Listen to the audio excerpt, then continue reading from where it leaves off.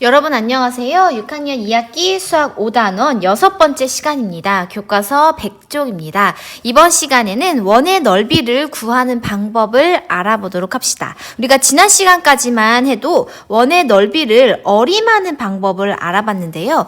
자, 이 원 안에 있는 마름모의 넓이를 이용해서 원의 넓이는 이 마름모보다는 크고 원 바깥쪽에 있는 정사각형보다는 작다 해서 이 마름모의 넓이와 정사각형의 넓이 이 가운데쯤에 원의 넓이가 있겠다라고 어림을 했습니다. 자, 그러면 이번 시간에는 정확한 이 원의 넓이를 구하는 방법을 알아봅시다. 원의 넓이를 구할 때 어떤 도형의 넓이를 이용할 수 있는지 말해보세요. 잠깐 다각형의 넓이를 복습해 봅시다.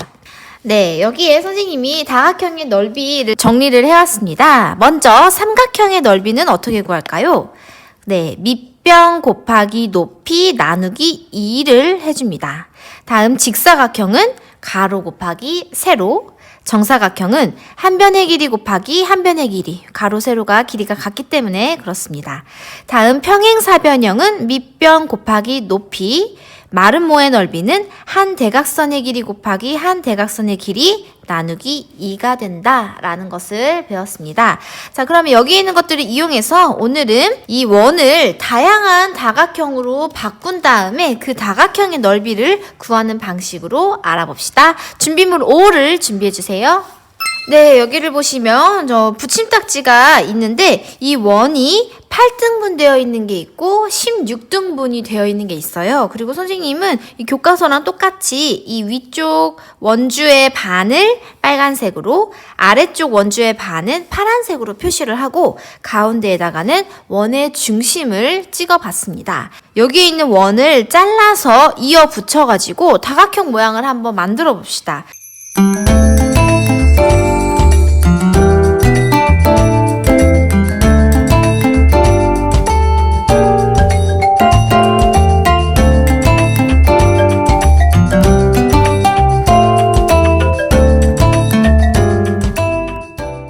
네, 이렇게 붙여봤습니다. 지금 이 원의 넓이가 그대로 변하지는 않았는데 다른 모양으로 바뀌었습니다. 자, 어떤 모양과 비슷한가요? 약간 평행사변형과 좀 비슷한 것 같은데 어떤가요? 네, 여러분 여기 빨간 색깔 표시된 부분이 원래는 뭐였죠? 네, 원주의 절반이었습니다. 여기가 원주의 2분의 1.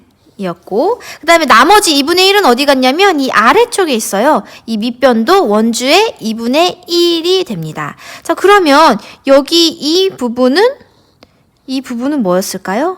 그렇죠. 원의 중심에서부터 원 위의 한 점까지의 거리니까 여기는 반지름입니다. 네, 어떻게 변했는지 이해가 가시죠? 자, 그러면 여기는 아직 다각형이라고 하기는 조금 부족한 것 같아요. 이번엔 좀 더 잘게 16등분으로 나누어서 여기다가 한번 붙여보도록 합시다.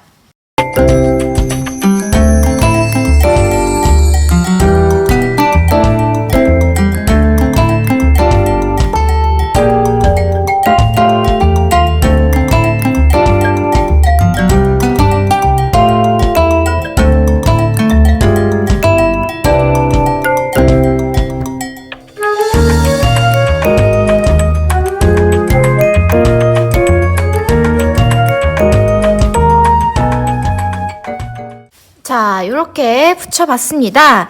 자, 여기 위에 있던 이 빨간색 부분은 뭐였습니까? 네, 원주의 2분의 1. 마찬가지로 원주의 2분의 1이고 이 파란색 부분은 그렇죠. 나머지 원주의 2분의 1과 같다.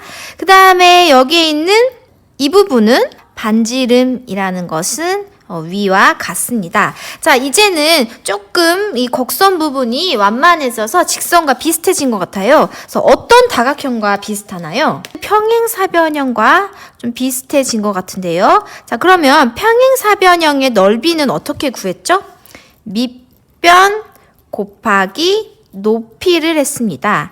자, 그러면 여기에서 밑변은 무엇입니까?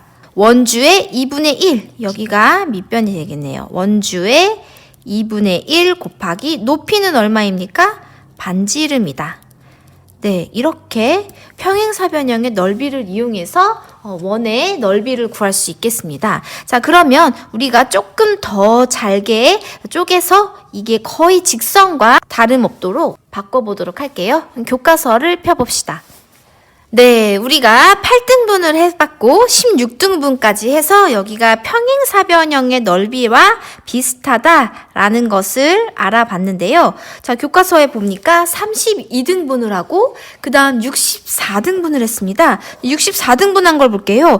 자, 이 모양은 거의 무슨 다각형과 흡사한가요? 네, 거의 직사각형에 가까워졌네요. 그래서 밑에 한번 써볼게요. 원을 한없이 잘라서 이어붙이면 어떤 도형에 가까워지나요? 직사각형에 가까워졌다. 자, 그러면 직사각형의 넓이 구하는 방법 뭐였습니까? 네, 밑변 곱하기 높이. 평행사변형의 넓이 구하는 방법과 똑같아요. 그러면 이 밑변은 무엇인가요? 네, 원주의 2분의 1이고 그 다음에 높이는 반지름이 되겠습니다. 네, 그러면 우리 옆에 넘겨서 더 자세히 정리를 해봅시다. 101쪽입니다. 2번, 원을 한없이 잘라서 이어붙이면 직사각형이 됩니다. 이 직사각형을 이용하여 원의 넓이를 구하는 방법을 알아봅시다. 직사각형의 가로는 원의 무엇과 같을까요? 자, 가로. 여기 부분은 원주가 아니라 원주를 절반으로 자른 모양이니까 원주. 곱하기 2분의 1이라고 써봅시다. 원주 곱하기 2분의 1. 네, 여기다가도 써볼게요. 원주 곱하기 2분의 1. 자, 직사각형의 세로는 원의 무엇과 같을까요? 원의 한 점에서부터의 거리니까 바로 반지름이 됩니다. 그래서 빈칸에 반지름이라고 쓰고 위에다가도 반지름이라고 써봅시다. 자, 그러면 이제 원의 넓이를 구할 수 있겠죠? 원주 곱하기 2분의 1 곱하기 반지름이 됩니다. 아래를 볼게요. 원의 넓이는 원주 곱하기 2분의 1 곱하기 반지름이다. 자, 우리 원주와 지름과의 관계를 배웠습니다. 네, 원주는 지름 곱하기 원주율이라는 것을 배웠죠. 왜냐하면 원주율은 원주 나누기 지름이었고 또 지름은 원주 나누기 원주율이었다라는 것을 지난 시간에 배웠었죠. 자, 이걸 떠올린다면 원주를 바꿔볼 거예요. 뭘로 바꾸냐면 지름 곱하기 원주율로 바꿔봅시다. 그래서 여기 이렇게 바꿨습니다. 원주는 원주율 곱하기 지름, 그리고 2분의 1 그대로, 반지름 그대로. 자, 그러면 여러분 이번에 이 지름 곱하기 2분의 1 부분을 다시 바꿔볼 건데요. 지름은 무엇인가요? 지름은 반지름의 2배입니다. 그러면 반지름 곱하기 2죠. 그러면 지름 곱하기 2분의 1은 지름 곱하기 2분의 1은 반지름 곱하기 2 곱하기 2분의 1과 같다라고 할 수 있겠네요. 왜냐하면 지름이 반지름 곱하기 2니까. 그러면 약분이 되네요. 2분의 1 약분을 하면 지름 곱하기 2분의 1은 반지름과 같다. 그러니까 지름 곱하기 2분의 1은 반지름과 같다. 그래서 밑에다 써주면 반지름 곱하기, 그 다음에 원래 반지름이 또 있었죠? 그럼 여기다가 반지름을 또 한 번 더 곱해주고, 그 다음에 이 원주율이 뒤로 가서 원주율 이렇게 됩니다. 자, 여기에다가 별표 5개를 쳐볼게요. 하나, 둘, 셋, 넷, 5개. 자, 원의 넓이는 정리해 볼게요. 반지름 곱하기 반지름 곱하기 원주율이다. 자, 원주율은 각각 3.14일 수도 있고 3.1일 수도 있고 3일 수도 있다. 그때그때마다 달라집니다. 자, 원의 넓이는 원주 곱하기 2분의 1 곱하기 반지름이고 원주는 원주율 곱하기 지름인데, 자, 지름 곱하기 2분의 1은 반지름이기 때문에 원의 넓이는 반지름 곱하기 반지름 곱하기 원주율이 된다. 자, 이걸 잘 기억해 두시기 바랍니다. 자, 아래 문제를 풀어봅시다. 3번 자전거 표지판의 넓이를 구해봅시다. 원주율은 3이라고 나와 있네요. 여러분 이걸 잘 체크해 두세요. 자, 첫 번째 원, 반지름을 구해야 되겠네요. 근데 여기 나와 있는 것은 지금 지름이에요. 그럼 반지름은 얼마일까요? 30cm 곱하기 반지름을 한 번 더 곱해주고 원주율 3을 곱해줍니다. 그러면 3, 3은 9, 9, 3, 27인데 0이 두 개 있으니까 00 제곱센티미터, 2700 제곱센티미터가 된다. 자, 두 번째는 반지름이 얼마인가요? 지름의 절반이니까 40cm. 40 곱하기 40 곱하기 3 하면 4, 4, 16에 3, 48, 4800 제곱센티미터.